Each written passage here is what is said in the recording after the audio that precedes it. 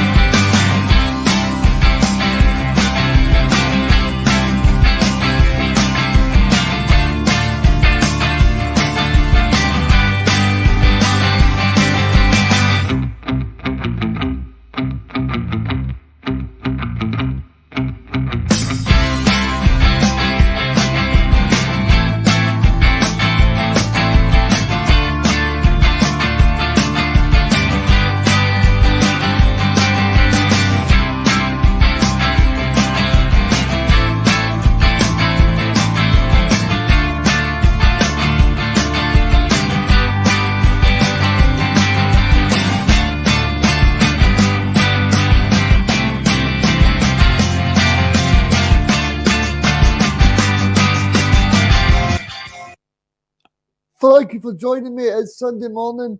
It's not Mark, because Mark is in the heat of Lisbon. It's Russell. Thank you for joining me, Russell.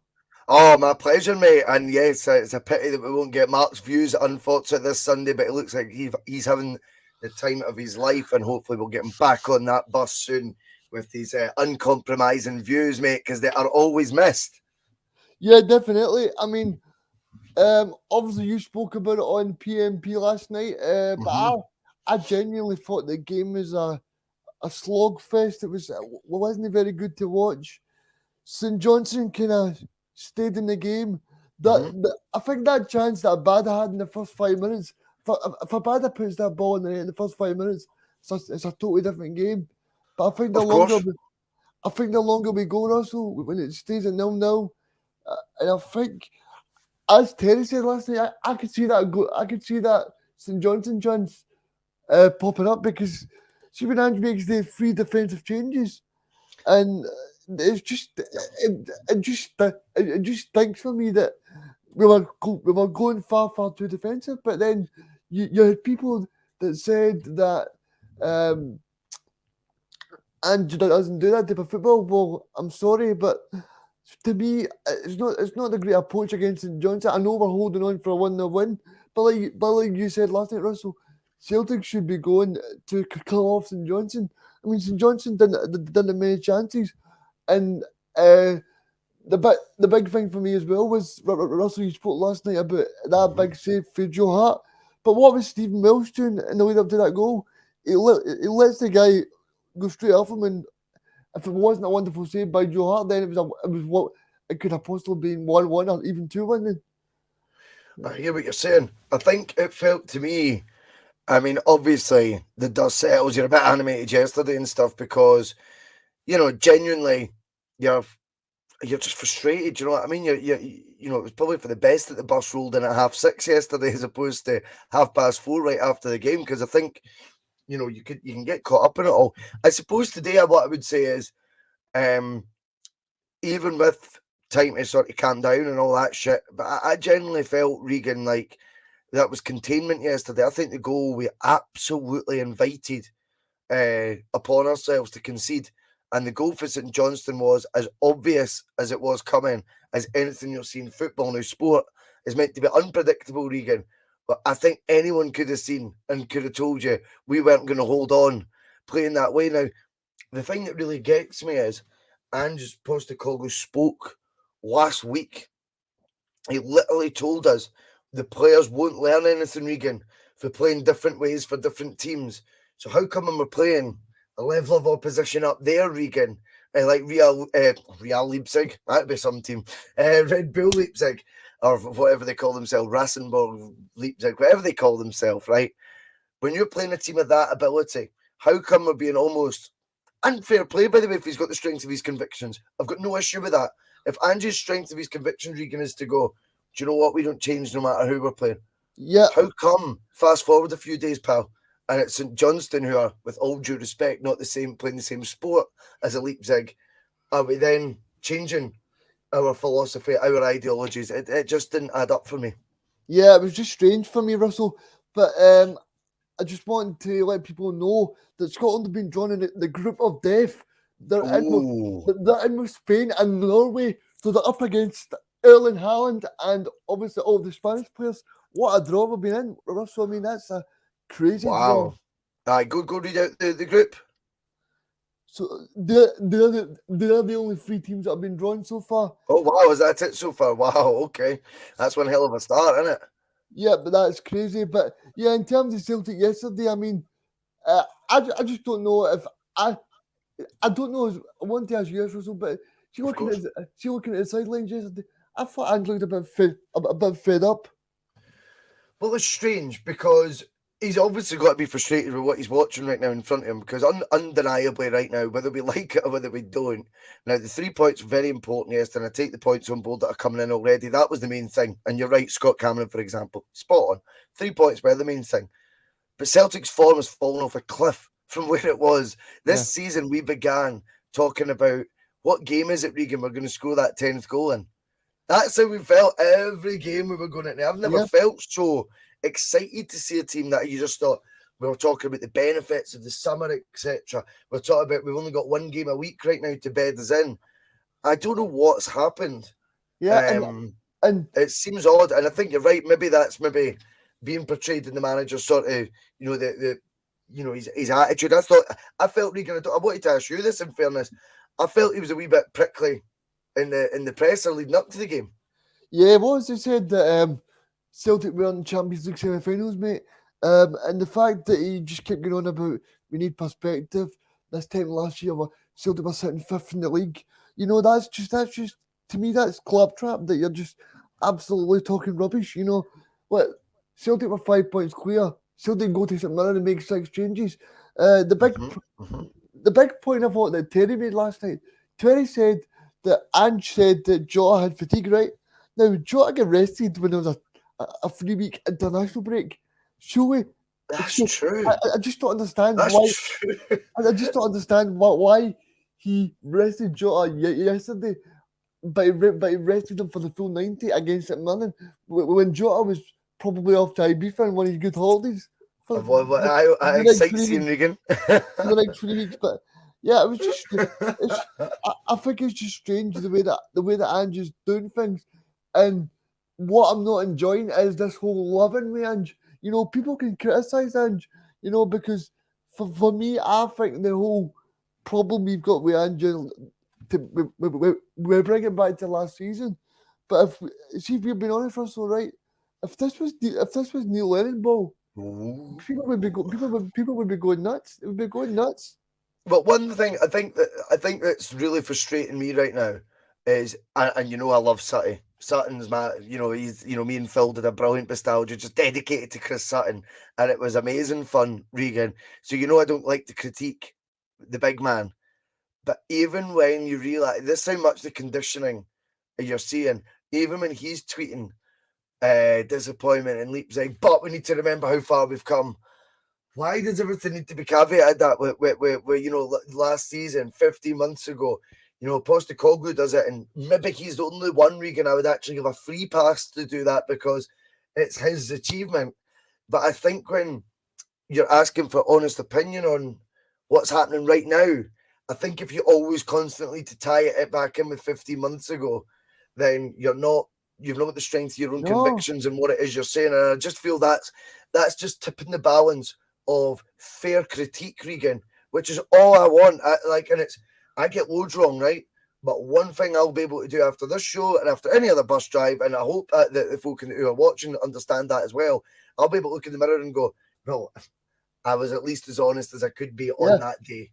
And that's one thing that's important, Reegan. Just very quickly, I think when the manager does it, though, to be completely honest to you, I don't have that much of an issue with that, because I think that's the type of thing a Mourinho would do as well. When you're under the cosh a wee bit, you know, he'll go, who was the first guy to win this amount of trophies, things like that. Exactly. I don't mind it from the manager, but I find it a bit patronising when you're trying to discuss what you've just watched, what's right in front of you, and you're getting constant reminders from your peers, if you like, or reporters or, you know, commenters, and they're all telling you to watch it, but remember 15 months ago. Well, no, because then you're trying to sway the optics. You're trying to like sort of balance that in a favourable sort of way, where really I just want to call it as I see it. Yeah, I mean, I'll give you a great example, right?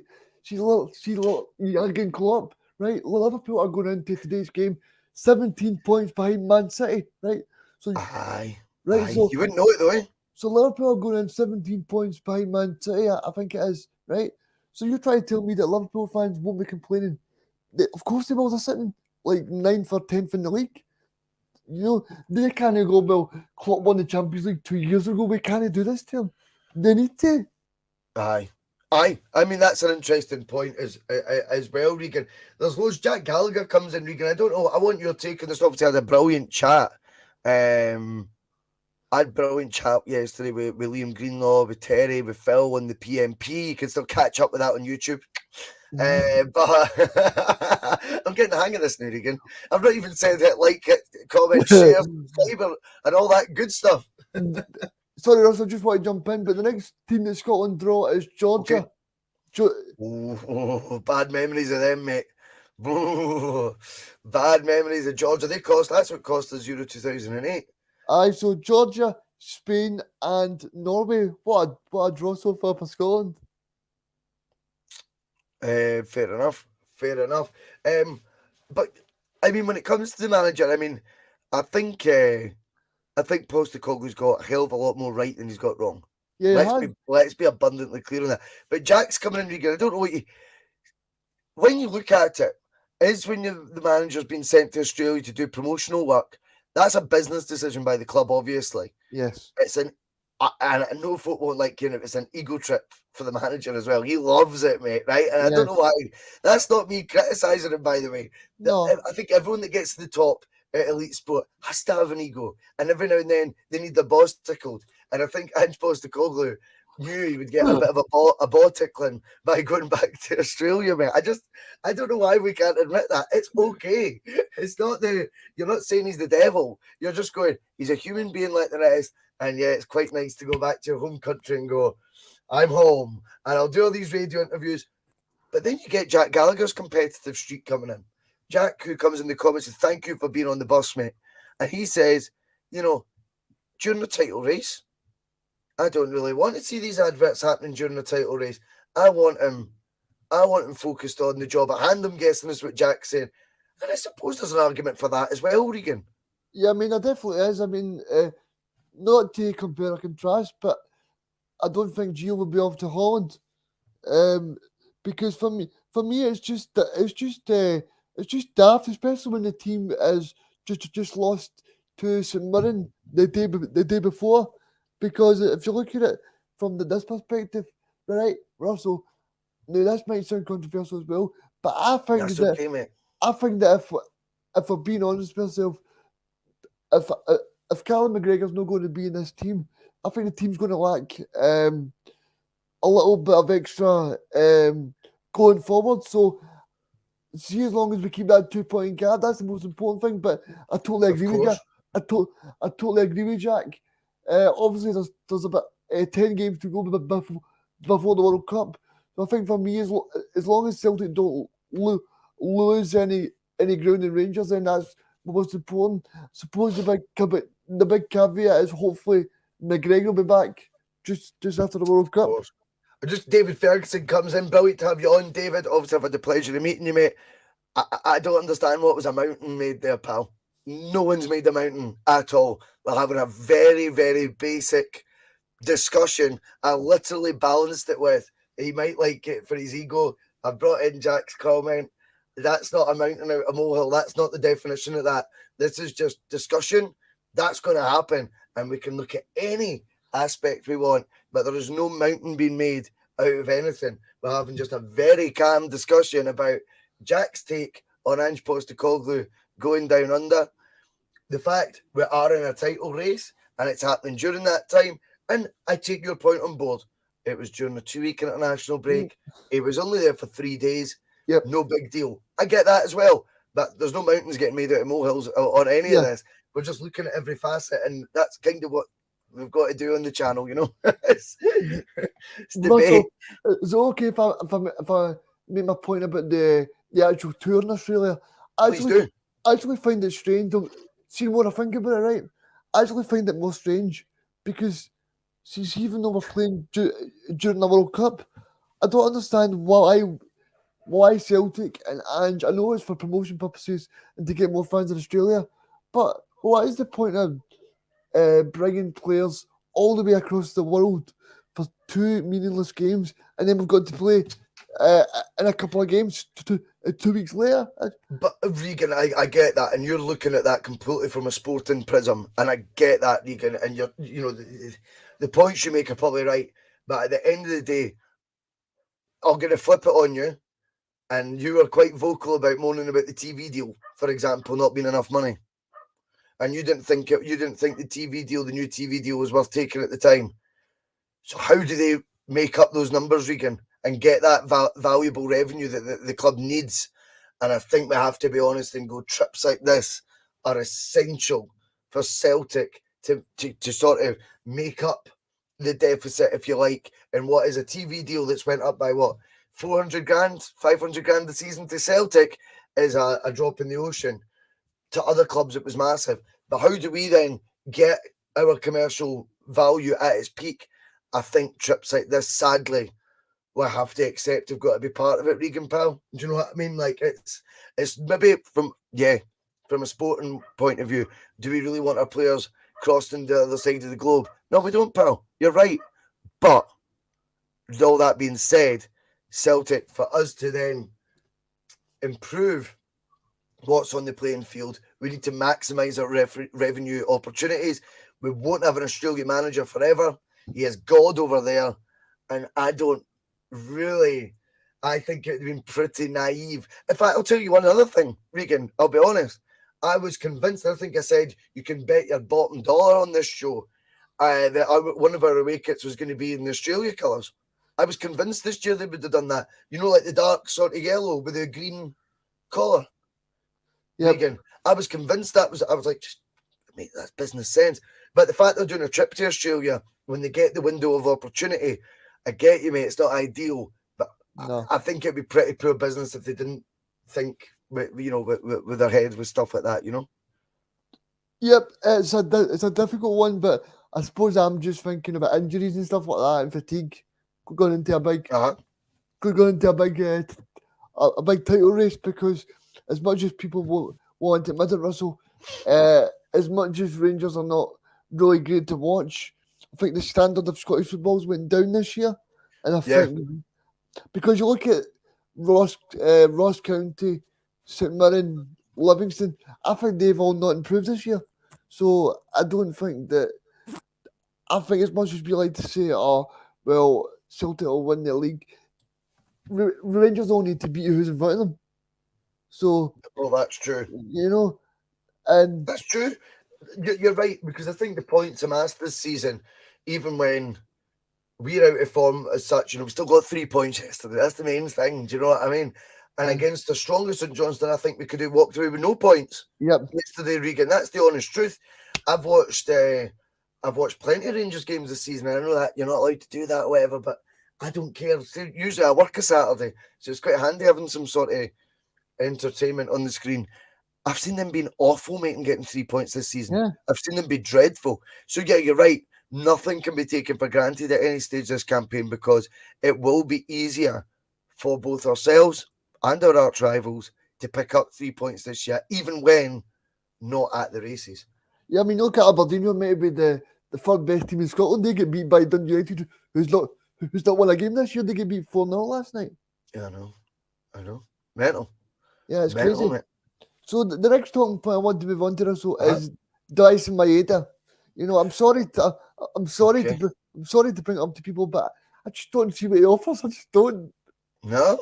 I don't know. I think when the going was good, I think we did see what he was bringing. I've got to be honest. I think Celtic's out of form right now as a team. I don't think we're in the best form. Yeah, but and I think I don't subscribe to whipping boy and stuff. I don't subscribe to that, because that's a lazy argument pushed back. It's like, well, tell me what you think he is bringing. And you're right, Reegan. His output of late has definitely not been great, but on the whole, have I seen a lot of good stuff from him as well? All that good stuff, you could say. Yeah, I have. Yeah, I have seen good stuff from him. But of late, what's he brought to the table? Probably not a lot, man. Nothing, as you say. I get where you're coming from. I don't know. I think there was a moment yesterday, I don't know if you remember this, where I think it's Haksabanovic covering at the back post. And by the way, that's on him as well. The communication's got to be better. yes, But he just a Giakoumakis-esque overhead kick in midair. And Haksabanovic, I'm like, all he has to do is tell him out the road, and he's just heading that in at the back post. and there's a point where Giakoumakis scores, and Maeda's running beside him and puts him offside. Aye. Yeah, fair enough.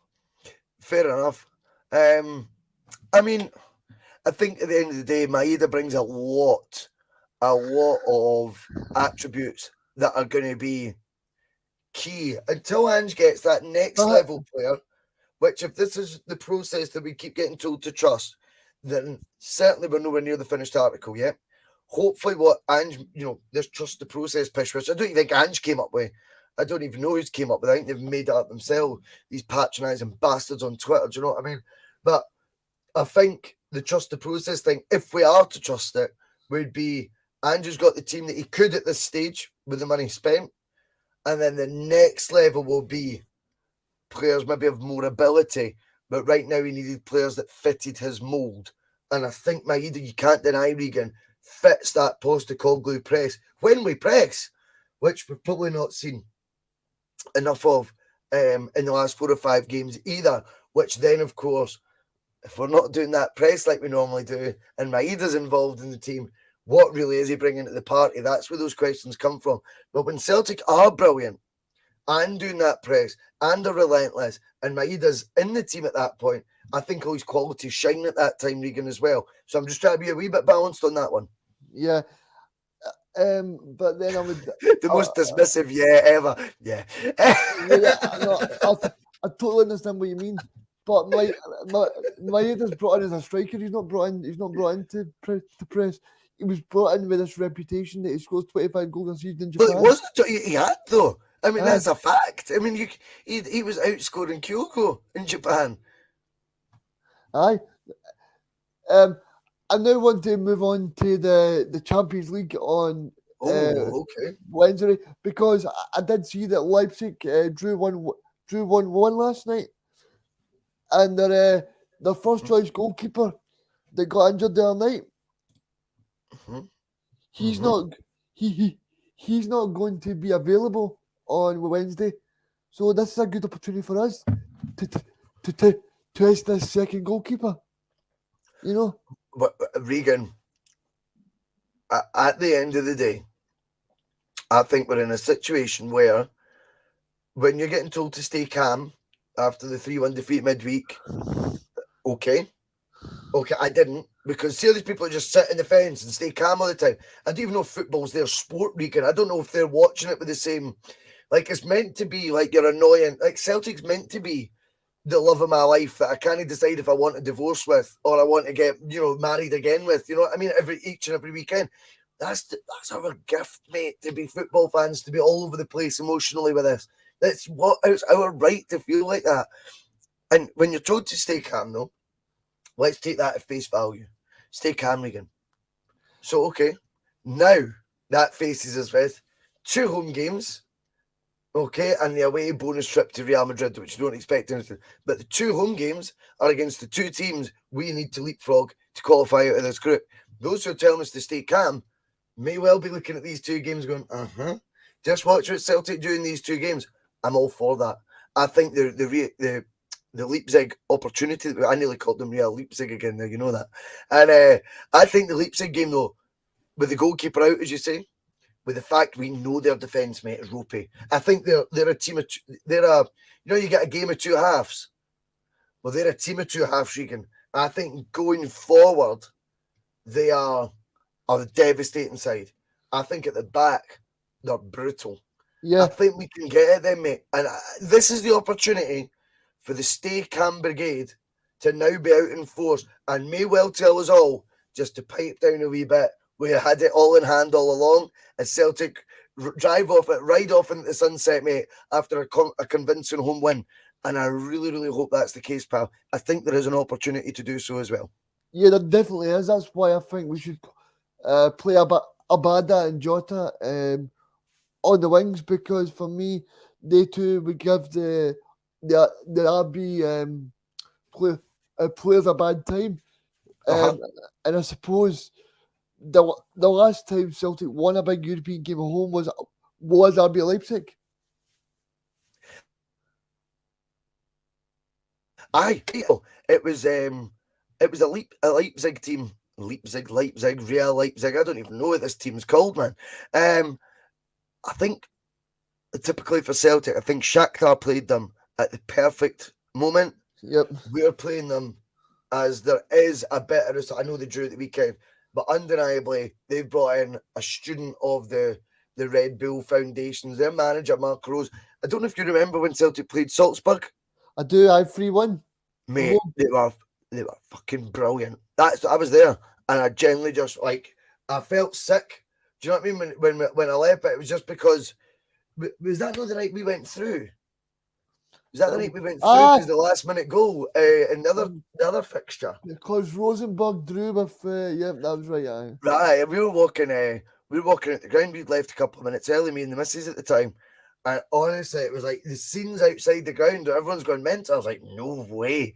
But anyway, back to the point about Salzburg that night. I know it's not Salzburg we're playing, but it's the same manager. And I'm guessing the level of player he had at Salzburg wouldn't equate to what he's got at Leipzig.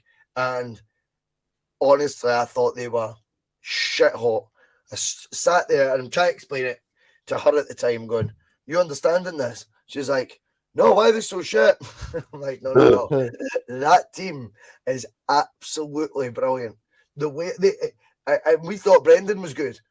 Marco Rose came and took Brendan to school, to be fair, at Celtic Park. He did. And I think to underestimate that's just typical Celtic, though, of course. He goes in at Leipzig, why didn't we get the Leipzig that Shakhtar faced that humped them 4-1 away, But I still think this midweek represents an opportunity, Reegan, 100%.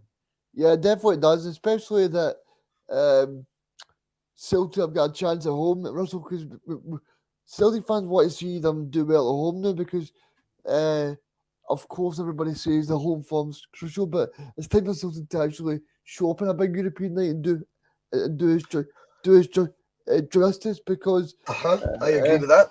Because it's been a long time. We keep talking about Chris Sutton and the 4-3 and the Man U game and the AC Milan game, but it's about time we had a big win. We've had a big win in a while. Reegan, I agree. And do you know what it can do? It can be a real sort of jolt to the club as well. It can really lift things, and that belief goes through the roof when you get a landmark sort of home win. I was at the game when we last played Leipzig and we beat them 2-1. Yeah, I felt then that was a false dawn, though. It was a false dawn. See, at the end of the day, that felt that night. We're going to a really good team, but we're better than them. That's what it felt. See, when we got the second goal, it was Tierney who scored, and then it was Edward, I'm sure. Edward got a penalty and he went to VAR for about 5 minutes. The stadium remember? That's right. But I think, right, you're right. A landmark win in Europe would be it would be a massive shot in the arm for not just Postecoglou's and his ball-tickling ego, but also because I think Celtic are due one. I think we're due getting the headline for the right reason. I'm sick of seeing, we still created opportunities, though, didn't we? No one cares. I'll not care about that in 5 years' time, mate. I think it's time for us to write our own history again. And the one way to do that, big boy, would be qualify for this Champions League group and get to the last 16. Wow. And by the way, destiny is very much in Celtic's hands. It is there to be taken.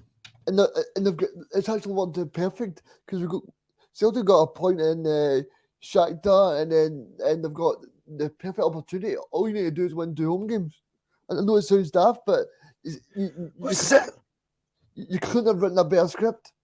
Well, this is it. And this is what I say, Reegan. This is when the stay calm, trust the process folk may all well be, sitting after the Shakhtar home game and we've collected 6 points and going, told you so, you big bedwetter, whatever they want to call me. That, we told you so. And hopefully that is the case, Reegan. Hopefully that is the case. What I will also caveat that with, though, is I believe after the first 3 games, these 2 games should be looking more favourable than what they are. See, at the end of the day, you can flip it and go, don't beat Leipzig. In the last 2 games, you're scrapping to try and get third. Yeah, I mean... That's the other way. I'm just being open and honest about it. I'm not trying to be negative. I like your attitude. Win the 2 games and you're through. Brilliant. Yeah. But it also puts... There's more to it. There's no comfort blanket with this Leipzig game at home, which we could have had we done the job away to Shakhtar, which we should have. Had we, at 1-1, kept believing against Leipzig, this home tie with Leipzig, there's a lot riding on it. If it goes our way, there's a hell of a lot of reward. If it doesn't go our way, Reegan, the game's a bogey. Yeah. Do you think we need to be a little bit more subdued because of McGregor's injured? We've got a few more injuries in terms of the expectations because McGregor's so important. I mean, you noticed it yesterday. That St Johnstone game was a very good slog. It wasn't. That wasn't good to watch. Mate, Cal McGregor is so important to that team. It's unbelievable. Let's look at it. When Ange came in, the honest truth was, from my point of view, I was excited to see the Cal McGregor from the Brendan Rodgers era come back. The guy who scored 10 to 15 goals a season. That's what I was expecting, because all his going forward traits, for me, are better than his defensive ones. However, fast forward 12 months, and this is what I love about football, because you just can't predict it. Ange just signed 4 number 6s, and yet Cal McGregor's now the best number 6. He's still better than all 4 of them. Abelgard, by the way, very much, I'm saying that tongue in cheek. I would love to see what he can do. But that area of the park, the reason I say it is because you watched Aaron Moy, for example. It's not a hate campaign, it's just the facts. He plays at 10% of the pace that McGregor does.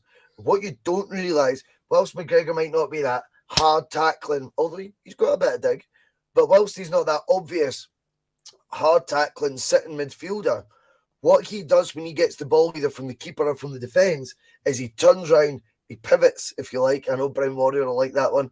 He pivots and the ball's played quick. We can get from back to front and zip the ball about so much quicker if the go-getter of the ball is Cal McGregor at the bottom of that midfield. Now, what the big task is for the Celtic team is how do we keep up that Ange ball intensity, Reegan, without that pace and that impetus coming from whoever it is that plays number 6. Now, this isn't a criticism of the other options at number 6, Reegan. The fact of the matter is none of them are conditioned and none of their psyche is to play that way. I think it's because Cal McGregor isn't a number 6 by default that he plays that role so much quicker, because he is a more forward-thinking midfielder. So it does bring up a bit of a conundrum for that, because if we go in for a sitting midfielder, Reegan, a standard sitting midfielder, that can take an edge off the pace we normally play at. Albeit, having said that, I like what I seen from McCarthy yesterday. I was saying yesterday, play the Stone Roses. If he were to score between now and the end of the season, I am the resurrection. It will be the comeback kid story, no one could have seen coming, let alone Postecoglou, by the way. But what does it do in reality over 90 minutes? If James McCarthy's the one gathering the ball from a CCV, a Starfelt, or a Welsh, or another, or he's getting it from Joe Hart or Seagrass, another conversation. Can he do it at that pace? Can Celtic play with that same intensity when whoever it is in that role undeniably won't be doing things as quickly, as efficiently, as smartly, and as forward-thinkingly as Callum McGregor? Yeah, I mean, who would you pick in Wednesday, Tuesday, Russell? Because I would go with James McCarthy over Moy, because for me, I just think he would be a bit more steel. I think more. Like you watched Moy yesterday. When he came on the game, he just kept passing the ball back the way and sideways. There was no intensity to it, Russell. And the thing I said to Mark last week, see, every time that Moyes come on the park, Celtic was 6-0 up against Dundee United. Celtic was 2-0 up against Aberdeen at home. Celtic were 2-0 up against Hearts. So this guy's never popped on the game when there's been a big moment. He's always popped on when we've been 6-0 up, 2-0 up, and 2-0 up. I mean, there's not a debate for me in that one. He's not at that level. I mean, he's just not. It's that simple. And there's a bit of me that looks at the number 6s Ange signed, and there is 4 now. And whilst I want to, on one hand, praise massively Callum McGregor for being that good, when he comes out, which one of those 4 has Ange really nailed? I ain't so sure. No. Abelgard very much gets a free pass because we just don't know yet. But out the other 3, well, I'm not convinced McCarthy's an Ange player. So I think he struggles to get a start, Reegan, on that basis. I think Moy has been signed pals, mate. I think now when it comes to a footballing decision that Ange needs to make, and it's suddenly, oh, shit's got serious here, there's no Cal Mack, I don't think he'll turn to Moy. I think he was given Moy, as you just rightfully called out, those easy minutes. Easy minutes, get your fitness up, we're pals, I like you like me, all this nonsense. I think when it comes to crunch, Ange will be ruthless and go, it ain't going to be you, mate. I think it has to be Abelgard. It has to be the guy who's 26, mate, comes with a bit of pedigree, Danish international, if you're allowed to say Croatian international every time an argument suits you, Reegan, why not start doing it with Abelgard and saying Danish international, mate, Danish international. That's what he is. He comes a wee bit of pedigree. He should be getting close now to full fitness. I would like to think he's going to be of an ability we've not seen so far from the other number 6s. I mean, we've not even mentioned Ideguchi there. Yeah, Ideguchi. I mean, he's not even, because I don't know if he's injured, if he's not. Either way, I think he's got as likely a chance being injured as what he does fully fit of playing in that starting lineup. And that's slim to none. Yeah, I mean, it was training on last Tuesday. So, but what I find interesting is that Ange doesn't even mention him in the press conferences either. So I'm just a bit perplexed if he's training. Maybe he's not impressing Ange that much. I'm not convinced. I think his transfer record's been good, Postecoglou, right? Let's get that abundantly clear. It's been very good. I think Cameron Carter-Vickers arrived, if you remember, midnight, 5 past midnight, something like that. Just the second, a minute before midnight, obviously, because the deadline, not 5 past, Boise. But Cameron Carter-Vickers looks like a player that was more punted to Celtic at that stage because he didn't have a club, as opposed to, I've identified him, I really need him. Would we have went into it last season without him? Well, up to a minute before, yes, we would have. I'm not convinced that defensively would be where you would trust his recruitment. I think going forward, we've got an abundance. And I think Postecoglou's eye for an attacking player, a forward-thinking player, is a joke, in fact, how good. I love it. I mean, his strike rate is just unbelievable. Defensively, I don't know. And I think in that number 6 role, that is highlighted by the fact there's been 4 brought in. 4 brought in, and yet none of them are first choice, let's be honest. I wanted to ask you, what do you make of Bernabei? Because I thought he did okay yesterday. I think he did okay.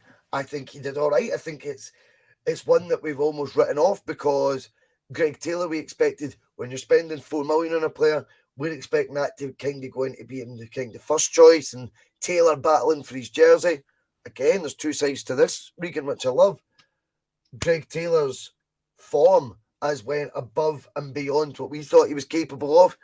Credit to him for that, mate. We also then naturally then think, oh, the new boy must not be really up to it.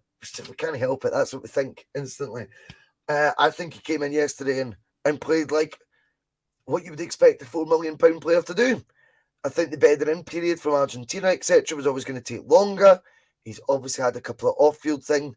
One bad. We all know what that was. One good. He's about to become a dad. And maybe just getting his yin and yang together. And now he's had a bit of that bedding in period. He's a bit settled. And he maybe got a chance out of nowhere because I don't think anyone knew Greg Taylor would be missing yesterday from the squad. He came in. His assist was absolutely fantastic for Giakoumakis. That was a ball, by the way, played by someone beyond his years. Yeah, that was proper composure. And you look at the timing of the goal, I think it was like 3 seconds just before the 4-minute mark. So you think about that. If that ball doesn't go in properly, Celtic had run 1-1. Celtic had run 1-1. So that is a match-defining moment because look back at that and go, Burnley actually contributed to a 3 points that won Celtic the league. But he massively did. And let's be honest, if it's Tony Ralston who puts in that ball, we're all, coming on at the Boise bus with hard-ons, mate. Right? So it's as simple as that, right? So we've got to be balanced. We've got to say, do you know what? I mean, fair play, Bernabei, because if he proves some people wrong as well, even better. That's part of it because that shows he's got the streak, that mentality where don't write me off. I'm ready to play at a big club. Let's have it. And do you know what? See if he's capable of putting in displays like he did yesterday.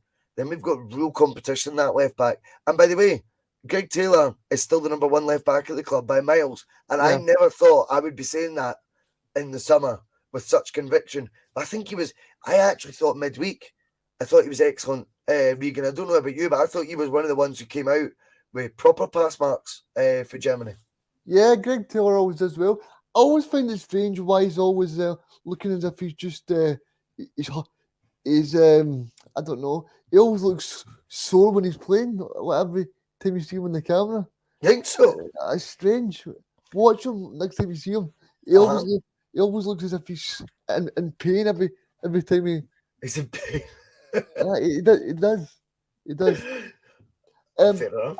I was on this bus 6 months ago saying Celtic need to replace Greg Taylor, but I like to be proved wrong or so, and I think Greg Taylor's done really well. I had no idea he would be able to be at the level he is. No, Reegan, and you're right. I would agree with you. And that's what I mean. It's okay to criticise 6 months ago and say I think Greg Taylor should be replaced, but then you caveat that by saying, well, Greg Taylor's proved me wrong. It's okay. Absolutely. It's okay to be like that. Okay, mate. Of course it is. I mean, everyone who thinks they're Mystic Meg, I cannot be bothered with people like that. Listen, this is what will happen. It's a bit bold, do you know what I mean? I like being reactionary. I like the fact that I'm not completely in control with my emotions and my feelings when it comes to Celtic, mate. I think that's called a genuine love for something, mate, that does that. Anyone try to be smart arse saying, well, stay calm and all this bollocks. But you watching, how can you stay calm? Like, Celtic doesn't make me stay calm. It doesn't make me level-headed. It's the opposite. And I wouldn't change it for the world. No. Another point I just wanted to ask you, Russell. I found it strange that when Celtic were 1-0 up and creating a lot of chances, and you didn't bring on Kyogo yesterday. What do you make of that? Well, this is it. This is it for me. I think that this is the sticker twist thing that I really was surprised at yesterday, Reegan. You cannot deny we started the game without a natural number 6, finished it with 3. You cannot deny that Ange Postecoglou's mentality, psyche, leads you to believe when we're 1-0 up, all we think about is 2-0 up. That is what we've been led to believe. That is part of this process we're getting told to trust. And I'm all for that. To me, yesterday, the glaringly obvious change to make was, let's go for the kill. Let's do what you think Postecoglou would want to do. Let's go Kyogo and Chaos. I'll tell you one thing about Giakoumakis and Kyogo. I'm not convinced either of them suit being a lone striker. I think they've both excelled in the role, but just because of their brilliance, as opposed to the fact that's actually the optimum way to use them as strikers. Would you not love, Reegan, to see them playing a little and large 30 minutes away to St Johnstone yesterday? Would you not love to see us start a home game with that intent and go, Kyogo and Chaos? And can you imagine, I'll be honest, the mentality when that gives you as well before a ball's been kicked? The other team, if you've seen them both in the lineup, would shit their pants. That is the honest truth. It is an unbelievable weapon Celtic still haven't used yet. And I think at times, Giakoumakis, I don't know if you remember this, Reegan, yesterday, right? Ball gets played to the back post, similar to that area where Maeda and Denise overhead kick. And Giakoumakis does this header back. How he's kept it in play, I'll never know. Yes. And I'm like, that is a guy with a partner. If he can win balls like that, a partner around him, mate, and you think of the movement Kyogo's got, think how often he's not found from midfield. How often does Chaos find him? With flick-ons, with deft touches, with through balls, with linking the play. It would be absolutely brilliant. Yeah, I mean, to me, that's where Celtic should get another striker in and play two up front, because I said about 25 minutes ago or so, I think the standard of Scottish football is getting worse, and if it's getting worse, then we should take advantage of that and get two up front and go for it. Reegan, Ange Postecoglou showed St Johnstone more respect than he did Leipzig midweek. Yep.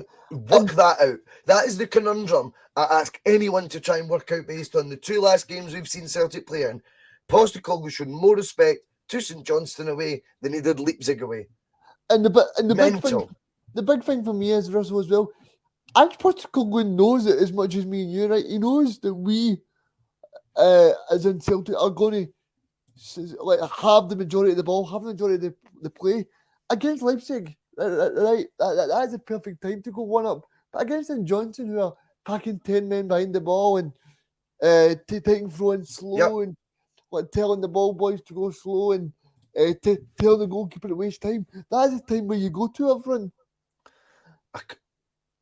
Because then you've got the combination of Giakoumakis, but then they've got Kyogo, so the St Johnstone defenders don't know who to deal with. So then they're kind of like, oh my God, who did I go here? Did I go to Kyogo or did I go to Giakoumakis? Why doesn't it necessarily? Where does this argument come from, do you think, Reegan, where it's got to be one or the other? Is there a bit, now, again, we're speculating, just a wee bit of debate, is there an element of stubbornness on Ange that, because that to me was a glaringly obvious call to make yesterday. I think it would have been the right call for the mentality of the team, the bravery he was speaking about us that we've got to have in Europe. He said this after the Leipzig game. You know, we've got to be brave, and we've got to carry on believing in what we do. And when we stop doing that, we're in a hell of a lot of trouble. Being safe, he was talking about. I think one of the blogs was saying it is the best media interview they'd ever seen by a Celtic manager. Of course it was. Well, he didn't stand by everything that he just fucking fed you 3 days before that at McDermott Park. And I don't know. I just wonder if now you're almost in that Strachan territory. And I don't know, there'll be a lot of people who are watching right now who remember Strachan there, where he could be a bit contrarian. And I'm not sure. I'm not comparing them, by the way, overall. I just think in this element, why is it Kyogo or Giakoumakis? Yeah. Why not play? Find a way to get two of your best players in the team. Yeah, I totally agree with that. I want to ask you, right, because Celtic obviously play a home next week against, is it Lee Johnson's side, right? But then they go away to Tynecastle. Now, I've watched Hearts the last 2 weeks, right, against Rangers. Rangers dominated the full game. They had as much of the ball as they want because Hearts just sit back. I think Tynecastle would be the perfect place to go with two up front because Robbie Nielsen's tactics, I know over the years people would say Tynecastle's a hard place to go, But I've watched Robbie Nilsson's, I've watched Robbie Nilsson's tactics against Rangers and against Fiorentina. See, against the good teams, he just shuts up shop. He doesn't go for it. He says, just let's keep the midfield compact. And surely that's an opportunity where Giakoumakis could occupy Of the course, mate. the two centre back for Hearts. Kyogo could just run through. And I suppose the good thing is if people are wanting this one up top, what happens if we go two up? If we go 2-0 up, we've got the opportunity of taking Kyogo off and then going the one up. Mate, I mean, I love it. I mean, yeah, apparently we're havering, according to Strange Love. Good to have you on the bus, as always, Strange Love. But saying we already play 3 up front, oh, stop it. I mean, you're trying to be technical, Strange Love, and you're entitled to your opinion, and of course you are. But to suggest that is 3 out-and-out forwards that we're playing with, that's 2 wingers and a striker. I mean, stop it. I mean, I get if you want to look at it on our tactics board and say they play that high up, they are forwards. I get that, but I think you're being a bit pernickety there. We don't play 2 up front, and to suggest that's havering, I totally disagree with pal. I've got to be honest with you. Rooster comes in with an interesting one though, Reegan. It was the worst performance I've seen Chaos play, but this is what he does, and I agree. I think he was. I don't know if he'd forgotten how to play football yesterday. What happened, Rooster? Get back to us in the comments because you're right. But yet, he still provides that moment. He still provides that goal. He takes it now to what? 16 goals and 18 starts in a Celtic jersey. It's a frightening record, that. And by the way, whilst you're right, Rooster, you know, it's the worst performance of a Celtic player I can remember. It's got to be the only Celtic player I can think of with a record like that can't get a regular start ever. Yeah. Is there any other examples? Please hit us in the comments because I would love to know, Reegan, wouldn't you? If there's anyone with a record as good as that wasn't a regular. I can't think off the top of my head. No. Tommy Johnson. I suppose the thing for Giakoumakis is he had people write him off when he missed that penalty against Livingston. I'll mention no names, but people writing him off. Oh, I remember. Fourth choice. A bad player, so fourth choice. Fourth choice, aye. So I know we've only got 2. But yeah, I mean, you look at it. I mean, Giakoumakis can have a bad game all he wants, but if he keeps scoring the goals, then that's all that matters, Russell. Aye, I mean, he will continue to do that, but we have to be real. We have to be real because yesterday was a lot to do with luck. Okay, that last goal. It was. Right? I don't think that the best way to get the best out of either Kyogo or Giakoumakis is to continue to play one or the other. I think especially right now, Reegan, right? We are talking about a dip in form. We're not talking about a disaster here or anything. Celtic still got 3 points yesterday, right? But see, whilst there is an opportunity, I think it was David Ferguson again, and cheers for sticking with us, David. He said in the comments, who would you drop, Reegan? Well, the beauty of the right now is that decision's been kind of made because of Cal Mack's absence. So see if you're not convinced by any of the number 6s, go 2. Go 4-4-2. Yeah. And I know people see instantly, I know this is going to be the reaction. Ange will never do that, mate. Well, I think that's an insult because you're almost describing Ange as one-dimensional then. I think there is an opportunity with Cal Mack out to mix it up, Reegan, and give us our 2 boys up top. Yeah, because I said that before, right? See if you go and you play the way that Celtic played yesterday, they're going to come unstuck. So see John, like Cal McGregor said, we need to try something different to see what works better because it's okay saying, right, play one up, we'll do okay, we'll beat the teams in Scotland. But then, see, at the end of the day, they're going to know that we're not as effective with Cal McGregor. See every other team in the SPFL, right?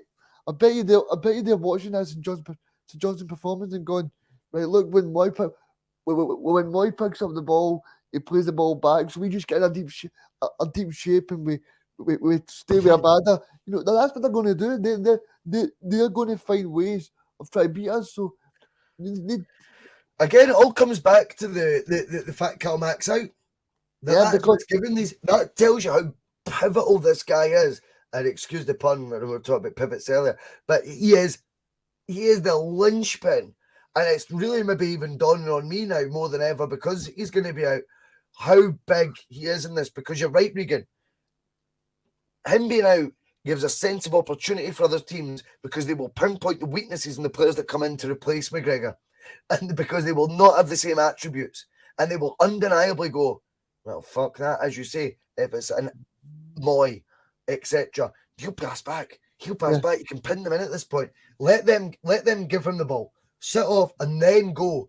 I mean, these are all things you just can't deal with when it's a Cal Mack spinning like he's on Strictly Come Dancing, pinging passes left, right, and centre, mate. That is what he's like. I don't know if you've seen Tony Adams on Strictly, by the way. No, Man. He is the man. He is the man. But I listened to a wee clip. I don't watch Strictly, obviously. But I seen a wee clip. I was like, big Tony Adams. Remember, you'll not remember him, Reegan, right? He's a captain. He just used to do this. He'd just be turning around to players. I was always like, what does that even mean? I loved it. But in terms of spinning round quickly like Tony was doing on the Strictly, Callum McGregor's turning from facing his goal to facing forward is brilliant. Do you remember Terry said in the WhatsApp group chat the other day, would you chance it with Hatate in that number 6 role? Yeah, I think I would. But think what that's maybe potentially taken away. You look at that pass midweek, that, you know, he's not in the position to do that. But I get Terry's point as well, because I go, that pace, that intensity, that gathering the ball and getting it forward, he can mirror at Cal Mack's speeds. But what does it say then about the number 6 he's brought in? It says that I don't think he's even sure of them. It says that there's a bit of, as much as we say that Ange's done well with recruitment, and he has, right? But I still think there's still room for this squad to improve. Of course there is. Brendan Rodgers used to always say, Celtic squads need to evolve. And if you're not going to evolve, then there's no point in being there. I mean, as of course. As Terry said the other night, Tierney and Rodgers, right? They were coming at a point where they knew that Tierney had done everything he'd done at Celtic, and Celtic weren't going to evolve as a club. They were going to shop in the £2 million market still. So, yeah, I mean, but this is it. I mean, I liked one of the things, and he's particularly prickly, I felt, midweek press conference after the Leipzig game for Ange. One of the things I liked, he says, you know, the club, again, which he went against the grain with what he did against St John's yesterday, but whilst he was talking about this being in a safe place and security, in elite sport, he says, you kind of know what the outcomes are going to be, because you'll stay the same or you'll regress. He says, but that's not just on the pitch, it's off the pitch as well. I thought, that's good. Yeah. I like that. Because what he's saying is, just because you gave me a 2.6 million Croatian international right back doesn't mean after 2 seasons I don't want a £6 million Brazilian right back. Do you know what I mean? For argument's sake, who's better? Don't ever settle because you think, these guys are mainstays. See, because Kyogo was brilliant last year. Doesn't mean he can't be bettered in the Celtic team in years to come. Of course he can. This is called the evolution of the team. And only, and very rarely, Reegan, do you see guys that become like Callum McGregor, for example, right now, where you go, you can't really beat him. We're not going to be able, unless we're spending stupid money we don't have. And like, that's way beyond the realms of ambition to replace him. That's how you end up in Callum McGregor sort of territory. But the reality is, we can see every other position pretty much in that park. Yep. We can improve on if we keep evolving as a club. Of course we can. And that has to be the attitude. A final wee point, Russell. Just wanted to ask you as well. What do you make of James Forrest getting a few minutes the last couple of games? I mean, I'm talking about I am the resurrection for, you know, James McCarthy right now. I think James Forrest would be literally Jesus rolling away the stone if he becomes, mate, a regular winger. I don't see it. I mean, good luck to him. And I like the fact Ange still has faith in him to come on at certain moments. For me, as I think Jonathan said on Thursday on the TNF, that he felt James Forrest Race's run at that level I tend to agree with that. I think substitute minutes away to St Johnstone and things are the best. We'll see. Are we going to see him make a big contribution between now and the end of the season? You never know, Reegan. I'll be honest though, in my opinion, I find it unlikely. No offence to him. Yeah, I mean it's a strange one for me because I did see him come on yesterday. And he did do some good bits, but I just think he looks kind of off it a little bit, and that's no surprise because he's hardly played in the January window. Though I'd quite like to see him move out and be bringing somebody else. I don't see that as you were talking about before. I think he's a huge role to play at Celtic still, but I just don't think it's on the park. You know, I was obviously having a joke when I was saying ambassador and all that, but I think you need to remember there was a huge void left when Scott Brown left. Huge void left. Scott Brown was more than just what he was doing, bringing her in the park, which, of course, I feel in his 30s he actually brought. I preferred Scott Brown as a player than what I did in his 20s. Different debate altogether. I'm sure there'll be a nostalgia on Scott Brown, put it that way. Not telling Phil what to do, but I'm positive there will be, and it will be box office. But I think what Scott Brown did off the field, in terms of his integrating players, in terms of him getting what Celtic's all about, in terms of him telling him, I've been here for 10 years. You wanted to have seen it when it was, yada, yada. This is where we're going now. You want to see the good times when I was. I think those experiences, I think Forrest is now, only him and Calmac have that. Forrest even more so. There's no value in Celtic giving him a 3-year deal in the summer, Reegan, and then shipping him out in January. He's not going to get the dollars anywhere else. He's not going to get the level of interest of clubs that are going to tickle his pickle enough. Not his balls, his pickle. But he will. Celtic's a good fit for James Forrest right now, whether he's getting game time or not. And James Forrest is a good fit for Celtic, I think, in terms of the next stage of evolution. You need to have custodians, mate. Whether folk want to criticise his play or not, he is a custodian of the club. He is someone who's been there through thick and thin, through choppy waters, through brilliant times. His own personal journey at Celtic, I think Reegan is one that once he retires, and hopefully it's not now, but once he retires, I think we'll look back and go, fucking hell, he got it tight, didn't he? He's got some bollocks on him, that boy. You know what I mean? He was getting it tight all stages in his career. Even now, when we should probably be looking at him with green-tinted glasses and go, do you know what? He was brilliant yesterday. He still gets it tight, and yet he still hangs in there. I think he's still got a big role to play, whether it be in the team, Reegan, not so sure. But I think he's got a big, big role to play. So, Russell, that is now 12:30. I just wanted to ask you, what's your score prediction for Tuesday night? We've got to be positive, man. Like it's for me, this is a real definer in judging, gauging the process, not trusting it anymore, gauging the process. I told you that was going to be my job for the Champions League group stage. I was going to no longer just blindly trust something.